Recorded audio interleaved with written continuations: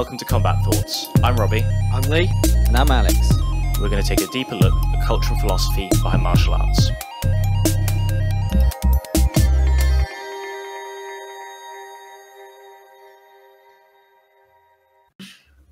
All right, we are finally starting and actually recording it. So we're doing the cost of being great. We've replaced Alex with Harry because it's sunny. I know who Rob Font is. And you know who Rob Font is. We did wonder how long it would take you to mention that. And I don't think anyone guessed 10 seconds. I think 30 was our lowest bet. All right. Yeah, cost of being great. I mean, we kind of discussed a little bit about kind of an agenda. So the more interesting bit's going to be like the social, personal side of things. But, we may as well cover off the sort of physical side of things first. If we talk about MMA in general and jiu-jitsu and I guess, combat sports in general. Does anyone want to start with the physical side of things? All right, that's me. Fine. So I think actually there is lots to talk about in the physical side because there's a couple of things, right? If I were to give a couple of overarching points about this, the first I think is obviously the wear and tear that you have on your body lower than your brain, right? So the arduous training sessions that you're going to have, the actual physical altercations on fight night, they all total up to your body. I mean, if we use Chris Weidman as the most recent example, in his conversation with Ariel Helwani, he listed off the surgeries that he's had up until this point, including 10 knee surgeries. 10. Not one, no, 10, right? And an absolute resume of other surgeries. And this is, at his prime, an elite level fighter that's going in there. Every fighter goes into every fight partially damaged. Every fighter goes in there with bumps, bruises, all of these sorts of things. And all they're doing in their training camps is adding to that resume of injury, right? So the cost of being great, if we look at any of the high-level fighters, let's just take the champions of old, right? Real old, like Rich Franklin and Frank Shamrock and Frank Mir and Travis Brown, not that he was a champion. And, these kinds of guys, the older school guys who contested with the older type of training, where it was we go in and we batter each other for 6 days a week, and then we'll go and have acai and go to church on a Sunday, right? Like, I think that is a really pivotal point. But the second massive point for me, the cost of being great, is the head trauma, right? Yeah, I mean, just to touch on the first bit, it is interesting that in order to stay seriously competitive in the UFC, you can't flake if you're injured. It is baffling that everyone goes in injured, and I think that might be why you get so many. Pullouts at amateur level are notoriously frequent, and I wonder if it's just the difference is that after a while you're like, I just need to commit to it. You get injured, just going to carry on going when you're professional. At amateur level, you obviously going to... I mean, there's other aspects as well, like the psychological, the fear. But I think this is probably an element of why there are so many pullouts at amateur level, is that early on, you shouldn't fight. You should let your knees heal. Otherwise, you are going to get arthritis and you're not going to be able to walk. But when there's 100 grand on the line and your entire legacy, unless you're crippled... I think most people are going to carry on with it. Yeah, I mean, if you look at like Bisping for the GSP fight, he was like, oh, his ribs are fucked. Then he took the Gastelum fight straight after. He was like, I know I'm coming to the end, but I'm taking this as the cash cow. I'm getting out with a bit more money. You look at what he's had to sacrifice to get to that point, though, like his vision. How many people go through a full career of MMA and don't have things like fused discs or severe back problems? You don't age well. And that's the kind of the trade-off is at 60, there's a chance you're not going to be able to pick up your grandkids. There's a chance you're going to struggle walking. You're not going to have athletic endeavours post-finishing, really. Yeah, I think Ronnie thing, Coleman just to all the touch way. on Ronnie Coleman all the way. But just to touch on something that you said, Robbie, I think there's a subsidiary point, right? And that subsidiary point is how the UFC guilt trip their fighters, specifically into taking fights, right? We know, and it is proven time and time again, that a fighter will turn down a fight for legitimate or whatever. I mean, all reasons, frankly, legitimate for turning down a fight. But they turn down a fight, and the next 2 to 3 fights the UFC offer are the worst fights for your style possible, right? It is a dictatorship as much as it is a supposedly contractor to... But Harry, yes, they're independent contractors. If they don't give themselves the time to recover, that's on them. Yes, Hunter Campbell, that's correct, you old fuck. But, you know, I think there is definitely some politics that are being played and some gamesmanship that are being played to force these, not force these fighters, but to persuade these fighters to fight, right? And if you think, oh, this is I'm probably overlapping in our Venn diagram of agenda, but the cost of being great includes an incredible amount of mental sacrifice and mental commitment to a goal, right? If that goal is dangled in front of you and then somebody says, well, if you don't fight, you're not going to get that title shot in 3 fights, you're going to take the fight, right? It's a good point, and I think the thing around the sacrifice you have to make for your body because of that risk, you kind of take the risk with your body because you think, well, if I don't, it's going to be 3 more fights before I get there. That's more risk on my body, more chance of getting injured in camp. So you get pushed into stuff, but then there's a lot of people jumping in with injuries, not recovering, coming back way too soon to kind of jump back on the bandwagon to hopefully get there sooner rather than later. Yeah, ask Marlon Moraes. Yeah.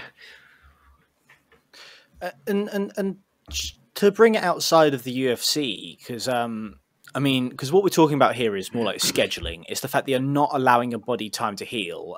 Sure. You know, obviously the fights, you're going to take a permanent damage every time you have a serious fight anyway.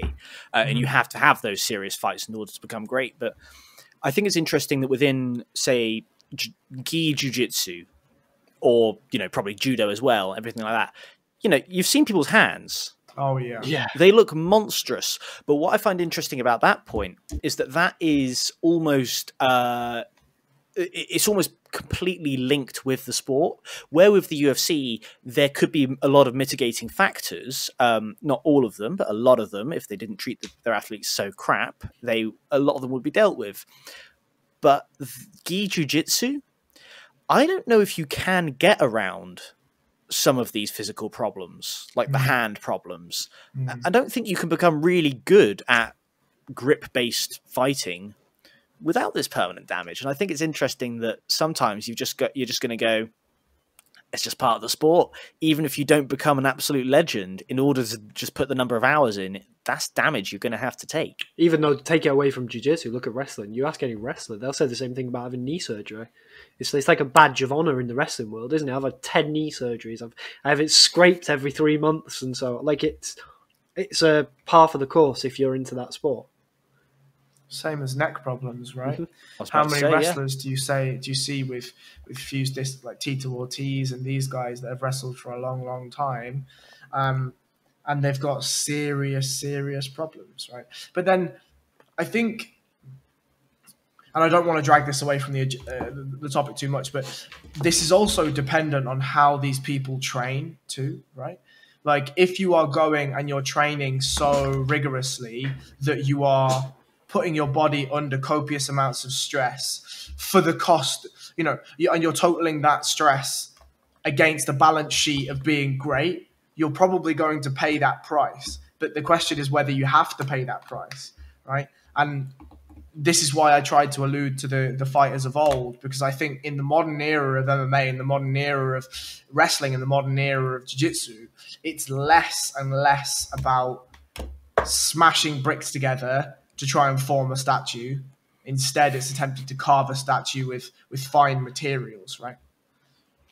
Yeah, well, I mean, I guess this is going to quite nicely transition into the above the neck part of this this discussion. But I do think there's been a bit of a shift in recent years that that you don't have to have gym wars. Shooter box is not the only way to do it, and that counts for physical as well as your brain health, because old thoughts, like the old school mentality, was you go in there and you train like you're going to fight, which is a very nice idea, except for the fact that that means you're taking damage every time you fight. And that means you're taking head trauma every time you fight.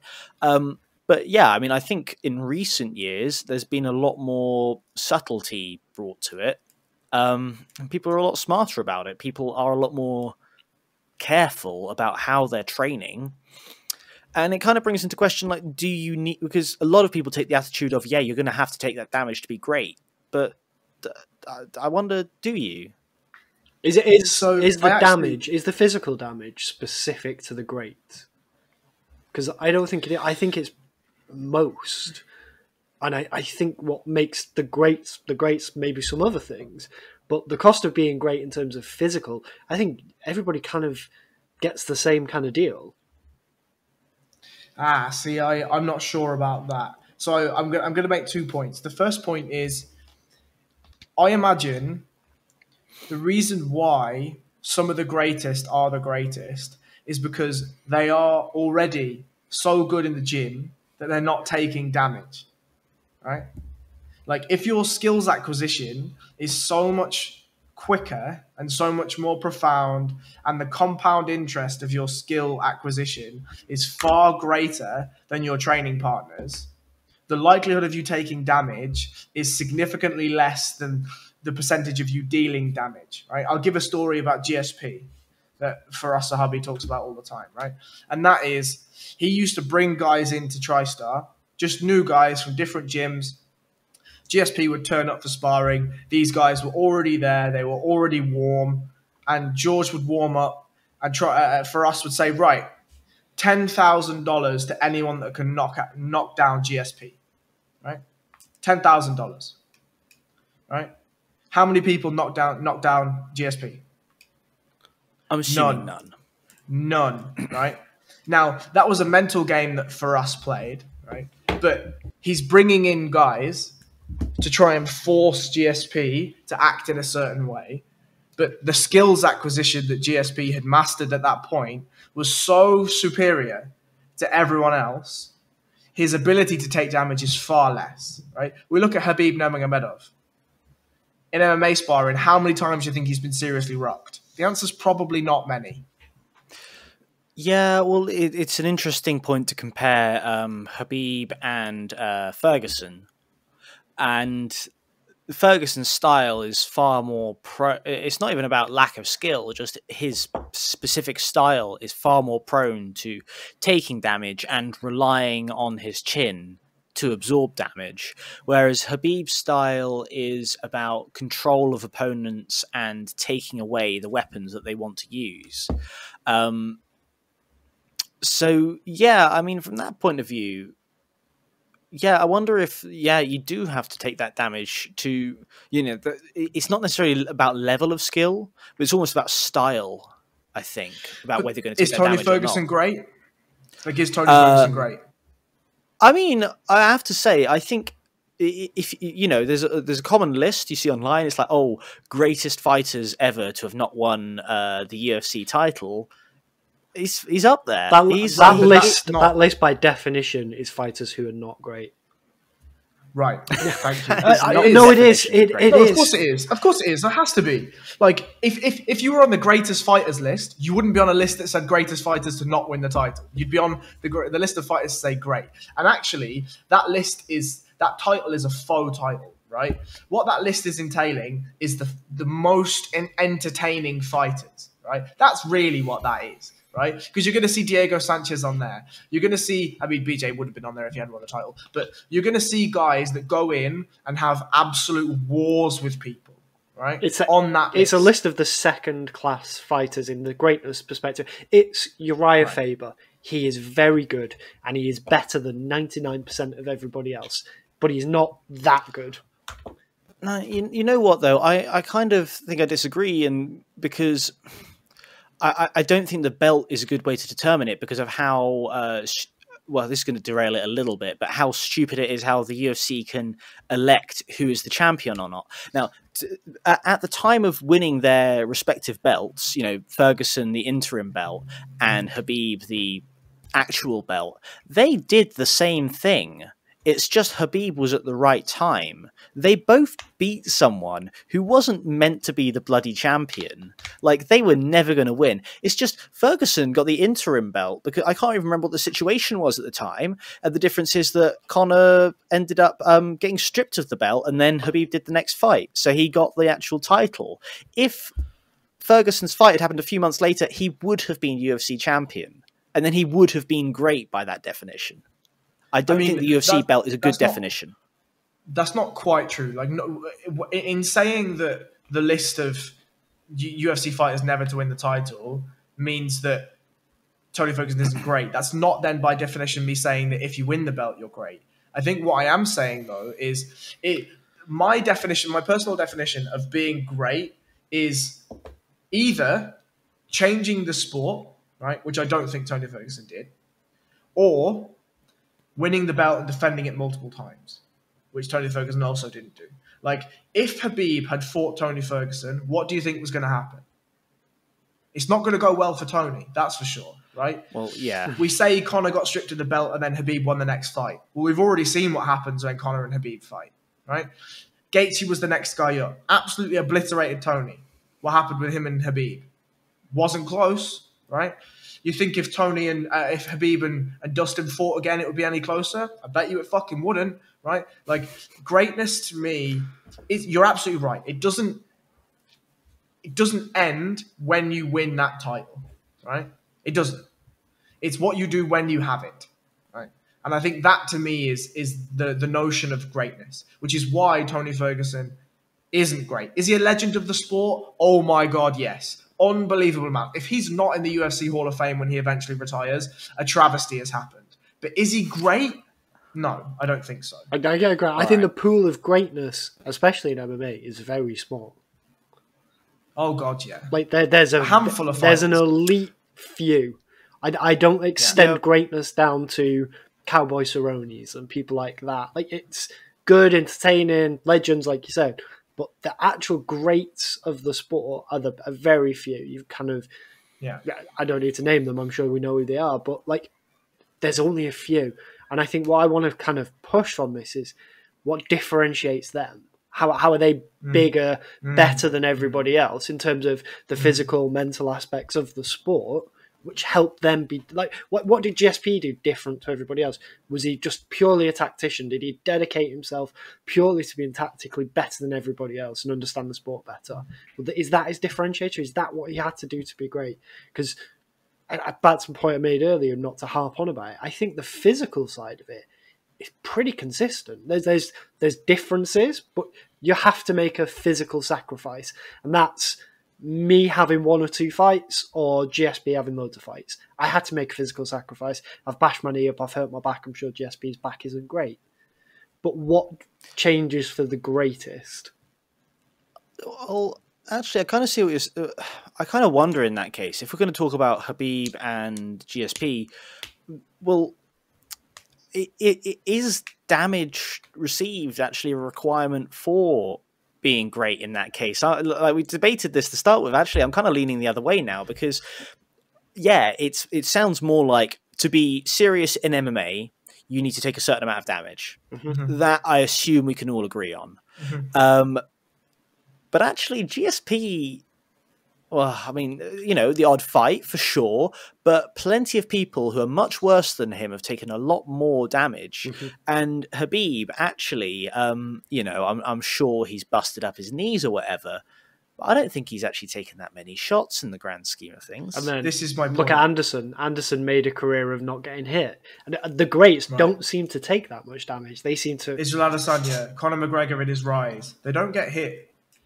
Right? Not properly anyway, right? Now, this was essentially my point previously about skill acquisition, right? The greats that we see don't take damage. Now, I asked a question of an amateur MMA fighter in the UK, what is his opinion on hard sparring for amateurs, right?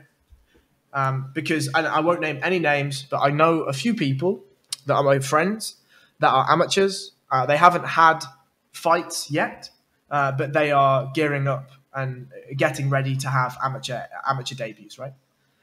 Now, they're hard sparring a lot, and a couple of them have taken concussions already, right? A couple of them are waking up with headaches and lots of pain that you would consider abnormal for a 19-year-old learning how to fight, right? And, I asked the question of the amateur MMA fighter. He's had 2, 3, 4 fights, been training for a long time. I said, what's your opinion? As somebody that's more educated than me, I've never had an MMA fight. And his opinion is that, yes, you need to hard spar. And I do agree, right? But the frequency of the hard sparring, and hard sparring can relate to anything other than MMA.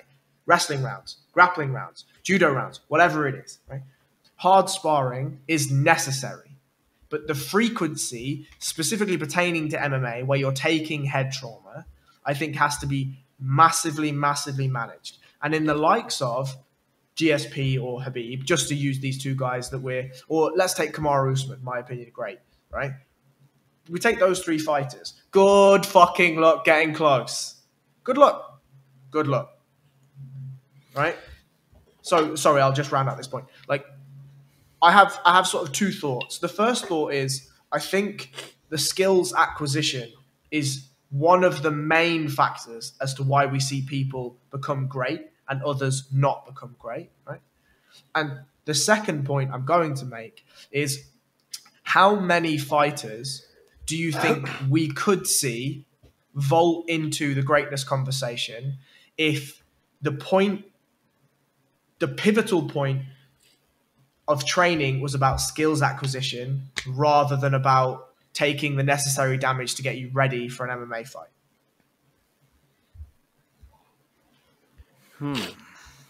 Is that the cost of being great? Yeah, because we've kind of determined what's not the cost over the past 20 minutes. Not necessarily the cost. We've got the cost of doing MMA. That's what we've established quite well, but we're struggling to get any further than that at the moment, aren't we? But I think there's a cost of not being great. So if we take skills acquisition as the differentiator, and what the greats have, what the others don't, is they can acquire skills quicker, faster, better than their peers. Is there then a cost to not being great, where people rely on toughness to try and bridge that gap, and then the not greats take more of a hit because they train harder, they try and do double sessions, they risk things more in sparring because they can't acquire the skills? So actually, is it an inverse where the non-greats pay more of a price? I think that is an absolutely fantastic point for 2 reasons. The first reason is, if you're a fighter that is quote unquote destined for greatness, right? What's better for you than a tough training partner, right? Let me give Artem Lobov to Conor McGregor. Yeah. Thank you, right? The man that just doesn't seem to die, Artem Lobov, the GOAT, right? Who has been hit tens of thousands of times at this point by one of the most dangerous strikers of our era. He's not great, right? Could he have been? Maybe, who knows, right? But when you get to a certain level, there's a hierarchy, right? There's always going to be a hierarchy that works itself out. In the same vein that if you're a grappler, a jiu-jitsu athlete, let's just say, you're not going to try brand new stuff on a black belt. It won't work. You have to test these things out. Well, when you're testing things out as Conor McGregor and you're working out whether a wheel kick or a spinning round kick or whatever it is going to work, or you're perfecting that pullback left hand, you're not practicing on it on your A-star guys. You're practicing on it on the new guy or the scrub or this or that or the next thing. And regardless of whether that person is kind to you and doesn't hit you with everything, you're still getting hit, right? So the real strange dichotomy that you have in these situations is, if skill acquisition isn't the main focus, and there's more focus laid upon hard sparring and conditioning and this sort of thing, you're almost stunting the opportunity for greatness, because the people that are already your top tier of greatness are dealing lots of damage in some cases to the people who are attempting to be great. And that's another question about cost analysis, right? So I guess the big takeaway here is everyone focus on skills, not taking damage. That's your path to greatness. Well, that's the physical public side. service announcement right there. That's the physical side of it. But I was going to say, is the cost of being great expending your mate's health in order of pursuit of it in that case? The greats don't have friends. They just have trading partners. It kind of sounds like it, doesn't it? Yeah, I mean, I absolutely think so, right? Like, I think, and this, I maybe this is totally unfounded, right? But I feel like one of the reasons why Conor and Artem are so close is because Conor understands what Artem has sacrificed for Conor's greatness, right? Yeah. Like, you know, I'm sure there has been other training partners for Conor McGregor that have gotten in trouble or scraps or here or there. You've never seen him jump on a private plane with 20 lads and go and storm a fucking building for him, have you? You know, that shit just doesn't happen. But the bond that you build is because you understand that a person is sacrificing themselves for your progression, for your greatness, whatever level in the hierarchy of greatness that you attain, right? That's the same with jiu-jitsu athletes, right? Like, there are guys that I'm sure you all know that are happy to put their body on the line so that a guy can get ready for a competition or a sub-only match or this or that or the next thing. And okay, it's to a lesser degree, but you can still do some serious damage in grappling training over a compounded amount of time. So to your point, Robbie, I think there absolutely is that. There is either a conscious or an unconscious bias between a certain person, but also a conscious and unconscious understanding that one person is sacrificing their body more than the other, for sure. Yeah, you could be a 30% better journeyman, but you've sacrificed that to make this person 10% better in the upper echelon, and that's a trade-off somewhere. And somewhere, absolutely, the Artem Conor is probably a good example. Maybe they've had that chat and agreed it. Whereas some people, I think it just happens naturally. Like you say, the hierarchy exists and it just happens. Yeah. Well, that's a bit sobering. So the nice, sad takeaway from this bit is that if you want to be great, find yourself a human punching bag, or maybe not something quite that bad, but it's along those lines. And to make it a bit more sober, do we want to move on to the fact that you're going to have no friends, no life, no anything else apart from martial arts in order to be great? If we could just round out the point. Just to make sure we're being as sobering as possible. Like, okay, I think the point of head trauma, regardless, right? Like, if you look, and this is a cost of. I think just to add one word to the sentence of cost of being great, and it's the cost of chasing greatness, right? We talked about Tony Ferguson before.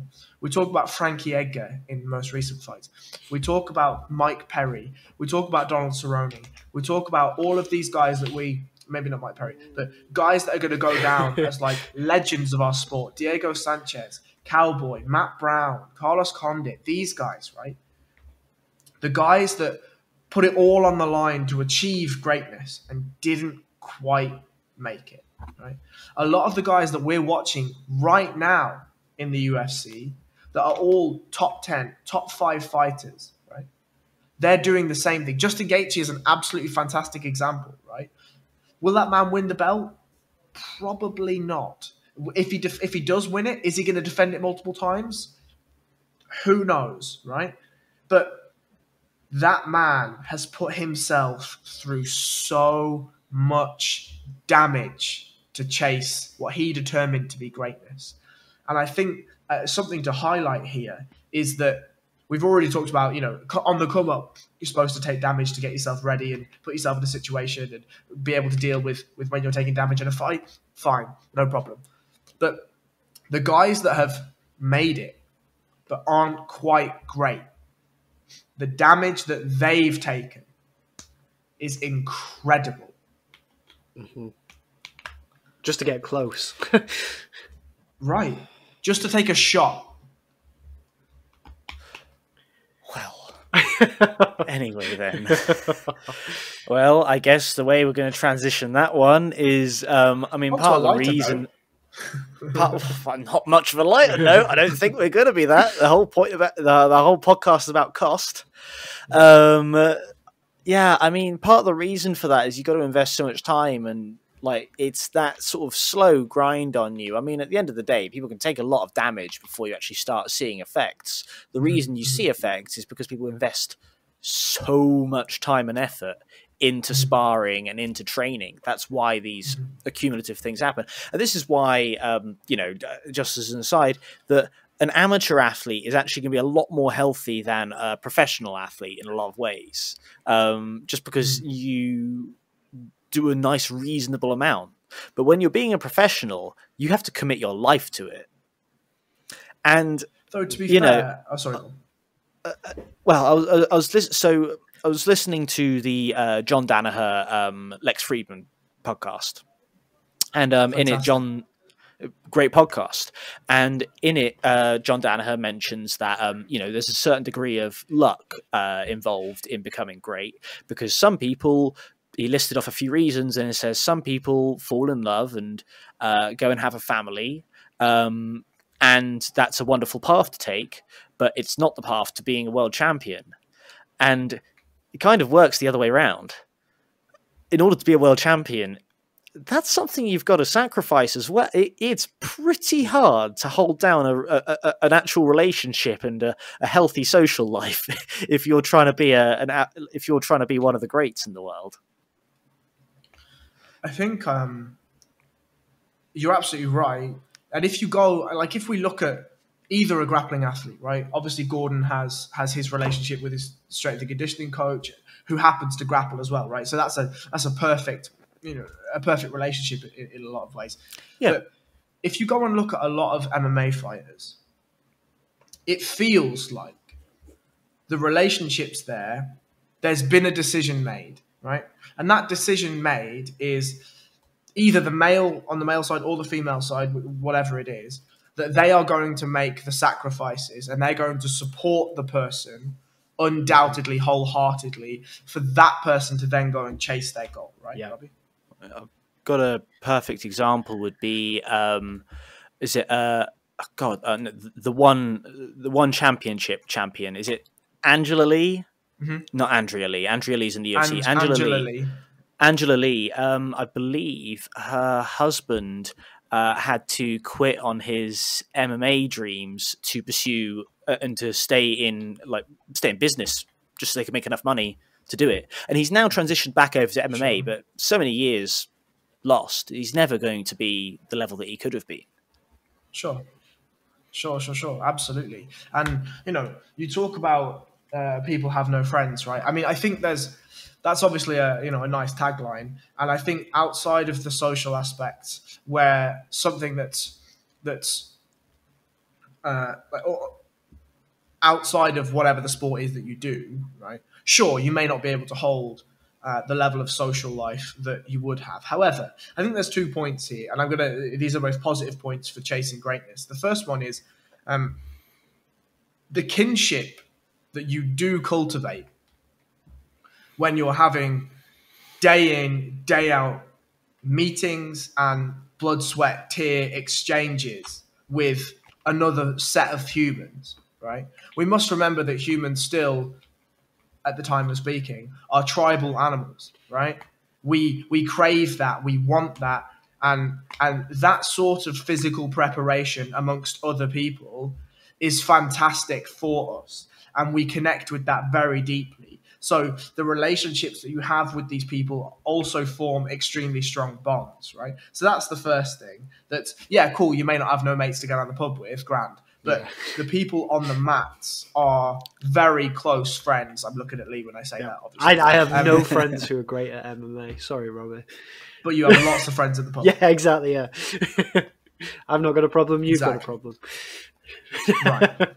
And the other point is about the choice to chase greatness, right? You're actively making a choice, as John Dannon has said. You're actively making a choice in your hierarchy of choices that being a grappling world champion, an MMA world champion, whatever it is the top of your priority, right?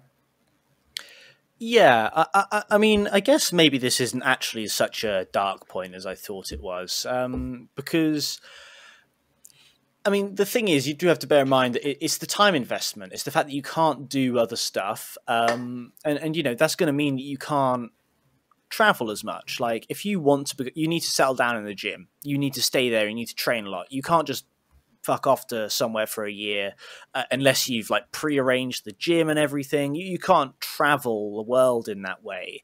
But also at the same time, who am I to say what's more valuable between pursuing your, pursuing personal growth via challenge and via physical adversity, and who's to say it's better to chase personal growth via seeing more of the world and probably having a much more relaxed time. But, you know, they're both completely viable ways to grow as a person, see more of the world, go through more challenge. And, you know, maybe that's not such a dark point. That's just one. You've got to pick what's right for you. Yeah. But there is going to be a cost there. You can only really pick one. Mm-hmm. You can only pick one in the prime of your life, right? Sure. And I think you can pick wrong as well, which is where it probably gets a bit more dark, is people make that sacrifice who should be told not to make that sacrifice. 100%. I think, though, just to tag on to Robbie's point, is that a lot of life is about purpose, right? Finding and determining a purpose. So if you are somebody that fits into Lee's bracket that should be chasing said dream, whatever said dream is, and shouldn't be down the pub with their mates, a la Lee, what you've got is a very strong sense of purpose. And it's almost a self-defining, self-reinforcing purpose. Because if you do turn out to be on the path of greatness, then that's a massive motivating factor for you to stay the course, right? The thing that does get a bit dark for me, just as an aside to Lee's point, is if you believe you're on the path to being greatness and everyone tells you around you that you are, but you're actually not. Mm-hmm. Yeah. I mean, that's the trouble, isn't it? I think the reason that's a problem is because of the sacrifice, is that you make that sacrifice whether it's like what we said earlier. You make that sacrifice not to be great. You make that sacrifice for the pursuit of being great. Yeah. And that doesn't mean you're going to get it. No. But also, isn't that just life? You know, that could be the same for anything in life, not even greatness. That's just you pick the wrong university degree, you go through the wrong door, you make the wrong friends, you do anything. That's quite hard to tell. And you're going to be committing a lot of your life to anything either way. It's quite hard to tell whether that's specific to actually martial arts in this case. Well, I don't think greatness pertains to just martial arts either, though, right? Sure, yeah. So, yeah, I mean, I think I completely agree that choice is obviously a very valuable asset when it comes to becoming great or not becoming great. You know, like it's not even just about gym, right? You got John Jones, obviously great, right? But then Diego Sanchez was at Jackson Wink for the longest time. Now he's hanging upside down by a beam, getting his head punched in, right? And I mean, actually, right, just to I don't mean that as a joke. I mean that as sobering as it sounds. Like, that is the cost of greatness, right? Diego Sanchez is the cost of chasing greatness. That man had iron will, self-belief, a great wrestling background, but he just didn't quite have the skills to not get himself in wars. He was probably a little bit too small when he was first fighting, and he was always sparring bigger guys. That's probably a lot of where the toughness came from. Also, the Mexican side, these things happen. But what it's resulted in is a man that's so severely damaged. Yeah. His notions of reality are so severely warped that he's been corrupted in a lot of ways by this fucking melt of a human. And that person has convinced him to hang upside down from a bar and take further fucking head trauma. Like, what are we doing? But this age-old story, it happens over and over. BJ Penn, the same thing, If you look at the title of this podcast, right, it's The Cost of Being Great. There's a consistent thing that's gone through it. And it's not the cost of being great, it's the cost of being close to being great. And they pay the highest cost because they pay very similar costs with no result of becoming great. The greats get the reward in the end because they became the greats. GSP's back hurts, I'm sure. I bet his knee's fucked and I bet his brain's a bit scrambled. But he's minted and everyone loves him. Well, not even that, right? If you take the money out of it, because I think a lot of fighters actually, at that level, the money's that's not what they're chasing. When GSP speaks now, he can say openly, I am one of the greatest mixed martial artists of all time. And he's going to be able to say that forever. And he's got that now. And if you ask him, was it worth it? He's probably going to say yes. When you sit down with Diego Sanchez, when that unwavering belief starts to crack, because it does when you get older and you realise you can't do it at 42 anymore, and you ask him, was it worth it? That's the cost, and that's the worst cost because you didn't get sadly what you needed to get. Do you think though, if you sat down right now with BJ Penn, that man is great. He is, right? Yeah, he is. But he's paid all of the prices of a man chasing greatness, but not quite getting there. Mm-hmm. Right? And I think for me, that also comes to skill acquisition. It reverts us all the way back. Like Diego now socially is fucked. He can't seem to leave his house without being arrested for some sort of alcohol or substance abuse related incident, allegedly. But that's what the newspapers seem to be saying. So is that because he was in wars where he was licking people's blood off his hands? Is that because there was some preconceived notion in his brain that was just alleviated and elevated by MMA? Was it something else? I think this is probably something to talk about on the mental aspect as well, is that if you manage to be great in MMA, if you manage to be in the top 5, the top 10, the top 15 of the UFC or Bellator rankings, you are an outlier to 99% of humans, right? So is it that the greatest are just further outliers? Is that positive? Does that negatively or positively impact their social abilities as a regular functioning human, right? Because if you think of BJ, right, as one, Connor as another person, John right? Jones, mate, how many issues John Jones, they're not exactly the most functioning humans in society, right? So is that a necessary point of being great? That's a good point. Yeah, because we keep harping on about GSP, but he's actually a very well-adjusted guy for the amount of fights he's had. He believes in fucking aliens and thinks dinosaurs He's still well-adjusted. I mean, he's still well-adjusted. If you take the generation when they fought similar, you compare him to BJ Penn, he's very well-adjusted compared to BJ Penn. Of course. I mean, I'm making a joke. Yeah, no, I get your point, and it's a really good point around the cost of being great is actually, it might not be the sacrifices, it might be how you're genetically made up. You're not socially the same as everybody else. You're not emotionally the same as everybody else. You have triggers that, especially if you get into MMA or combat sports, you're just genetically different. And that means when you stop doing that, you've not really got anything else. So you get into fights in parking lots and things like that.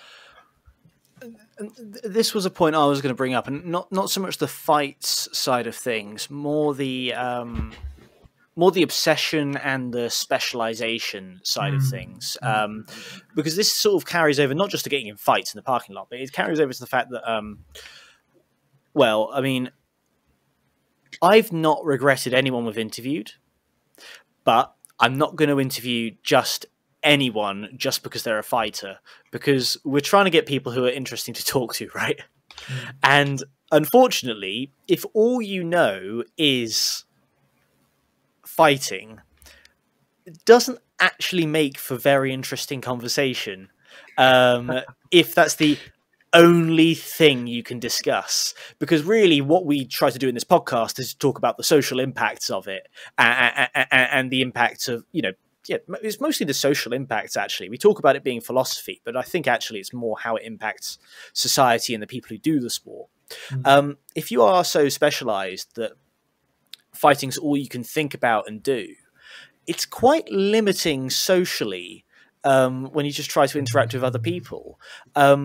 And maybe that's where I'll leave it. I mean, the other thing I was going to say is we recently released Why Retiring is So Hard. And, you know, I don't want to get into the career side of things, but that's quite telling. It's the fact that once you quit it, you can't go anywhere else because you don't know anything else other than fighting.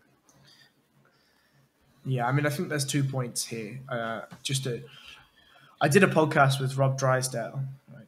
Ex-ADCC champion, now owner of Zenith. And this was ages ago, right? And it was around the time of the Trump campaign, right? And it was one of my first episodes, like episode 14 or something. All right, let's scroll back and listen to that one at some point. Thank you, that's very kind.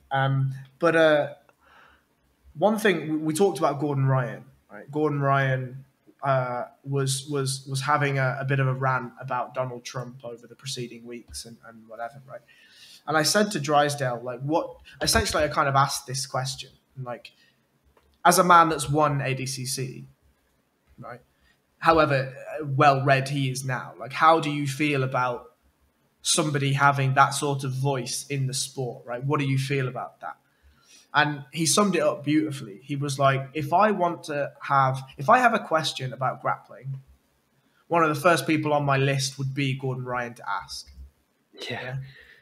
Yeah. If I have a question about socioeconomic problems and the American democratic situation, I'm probably not going to ask Gordon Ryan. Yeah.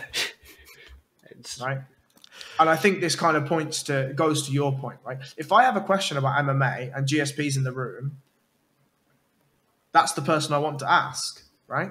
If I have a question about wrestling or grappling and Khabib Nurmagomedov is in the room, I'm probably going to ask Khabib, what do you think about this, right? I mean, I wouldn't because I'd be too nervous to ask him, but you get the point, right?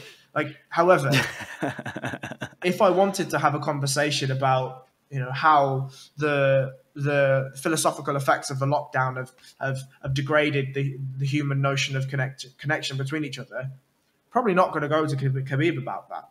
Yeah, you know. So I think there's something here though about what we build fighters to be, right? And that's that because we see them and they're so specialized in one thing, we just expect them to have a breadth of knowledge on everything else, and that's just not the case. Right. Back to a trend in this podcast, though, around me going to the pub. I am asking John Jones for night out ideas because he knows how to have a good night out. Yeah, I mean, if you want to, well, it's not run to over say a that... female. Well, not that one. Fair enough. The other night. Yeah, well, it's not to say that people can't be MMA fighters and have other areas of not necessarily expertise, but areas of knowledge. But if they are an MMA fighter, or they are, to be honest, again, let's take it away from martial arts. If they are a real specialist in any field where you have to commit your life into doing it, and also they're quite knowledgeable on another field, you can be pretty certain that, you know, the third field, the fourth thing you ask them about, they're going to be quite lacking in knowledge about it, because at the end of the day, there's only so many years. There's only so many years in your life. There's only so many hours in the day. There's only so much you can read up on and do and experience. And again, not necessarily a bad thing, but it's kind of back to this thing about, you know, you're going to have to make some choices in life and you're going to have to choose what you're going to do. You are, at the end of the day, if you're choosing to be great, you are choosing to be a specialist, and you are going to have to choose to neglect other fields in order to pursue that. For sure. For sure. And I agree. I also think the expectation of people should be lowered, probably, right? And that's that, as you said, there's only a certain amount of time in a day, right? If you're a professional MMA fighter, maybe you're training twice a day, maybe you're training once a day, but a lot of your thought is consumed to being as present and getting as much out of your training sessions that day. And then after, your mind is entirely surrounded to either the next training session or recovery, right? And it's doing your research on who you're fighting, what's this, what's that, what's the next thing, what's the best optimal position, situation for recovery, for this, for that, for the next thing, right? So yeah, you're right. The consumption of the human brain, you only have a certain amount of capacity that you can fulfill. And I think if you're choosing greatness, if that's your endeavor in life, then I don't think we can expect much more from people than that. You know? Mm-hmm. It's like if you were to go to any field, if you were to go to a philosophy professor, right, and you asked him about cooking at a really granular level, he's not going to have a fucking clue. Yeah. Not going to have a fucking clue, but we No, it's a wouldn't good point. expect that. Go find the best spinal surgeon in the world, and I bet they're useless at like most things. Yeah, of course. You're like, how do you crack an egg? And he's like, yeah, yeah. And that's it, though, isn't it? I think most people in the world are generalists, and you know, I very much consider myself to be a generalist. Like, I think I'm better at, I don't know, I don't even know if podcasting is the right term. Like, better at talking to people, questioning people, and I'm better at martial arts. I'm a bit better at those two things than I am at most other things. But at the end of the day, my skill set is pretty broad and not super deep in any particular field. Like, I'm broad okay. and deep sounds like a serious combination to me. Yeah, yeah, right. Like, but it's very broad, and it's not particularly, you know, no one area is all that amazing, right? Maybe compared to, you know, average Joe on the street, some bits are, but not compared to someone who's dedicated, you know, a good portion of their life to something. And, you know, most people are going to be generalists at life. And that's probably a good thing, because I think if everyone in the world was really specialized at particular fields, I don't think society would function all that well. But this is kind of the point, right? As we talked about earlier about a hierarchy of training partners, right? Well, it's the same in life, right? You have to have generalists in order for there to be specialists. Every CEO needs a board underneath him and people underneath them to run the company. It's the same as a fighter. If you take Conor McGregor's the CEO of his kind of career, gym, whatever. Artem Lovov's just his director of being punched in the face. Yeah. I mean, to that point, I do think, though, that in a lot of ways, SBG were the first big gym to pioneer a different type of training, right?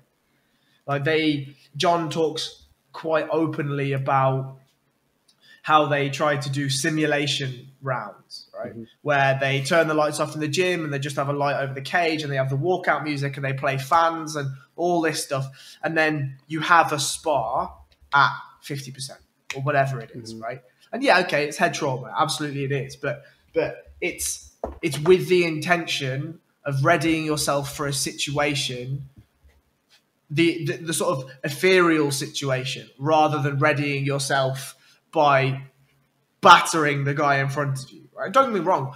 We've all probably seen footage of Conor knocking people down in sparring. I know I have. I'm sure you guys have in the past as well. It's not uncommon to be seen. However, there's a time and a place for that, right? And I think as you're kind of saying, there's specialisms and generalists, and I think, however, the one thing I will say is, as MMA grows, the generalists learn from the specialists, right?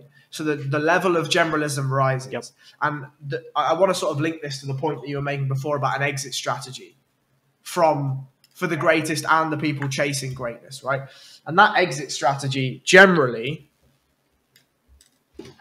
I find, is getting better and better. Like if you look at Rich Franklin, or you look at Matt Hughes, or you look at Chuck Liddell, or whatever, like these guys needed to be handed an exit strategy, right? Chuck was given a job to do fuck all for years, right? Why? Because Dana knew that he was going to continue fighting if he didn't pay the man to not fight. Yep. Right?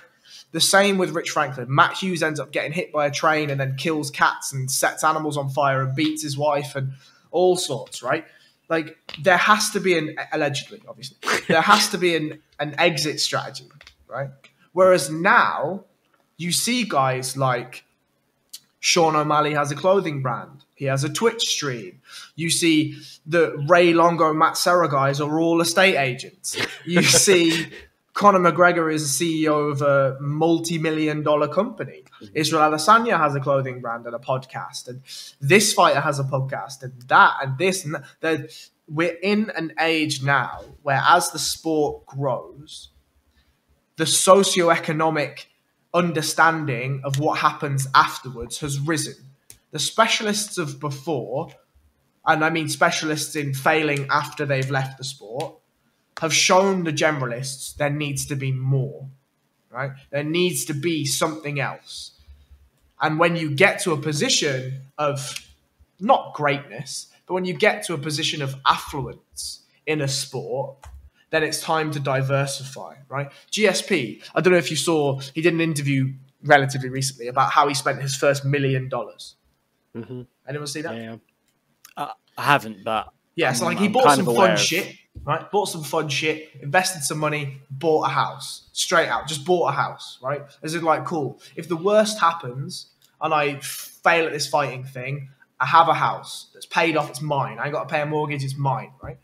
So, you know, there is a diversification now between what happens post greatness in, I'd say, the pre-GSP era and what happens post the GSP era.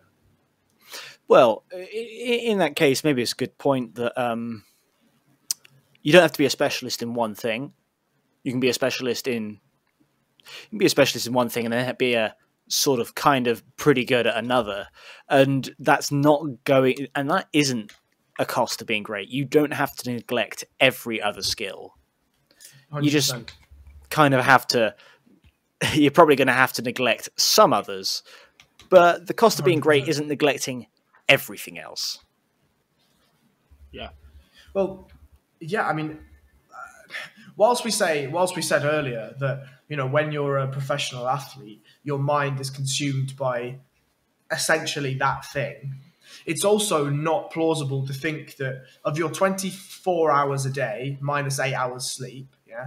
So in the 16 hours that you're awake, that all 16 hours are going to be entirely in a gym, on a mat, in a ring, training. It's just not. That's not going to happen, right?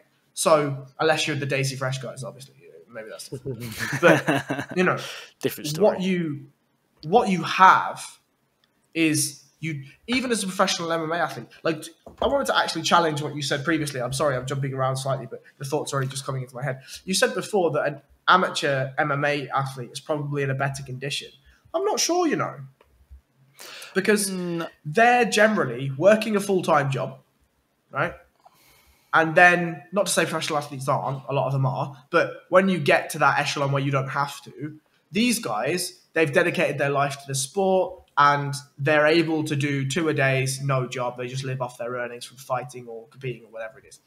As an amateur MMA guy or an amateur jiu-jitsu guy, not that there is such a thing as professional jiu-jitsu, but, you know, what you have is you have a full 9-to-5 job. You may even have two jobs. And then you've got fighting on top of that. And maybe you're still fitting 2-a-days in, right?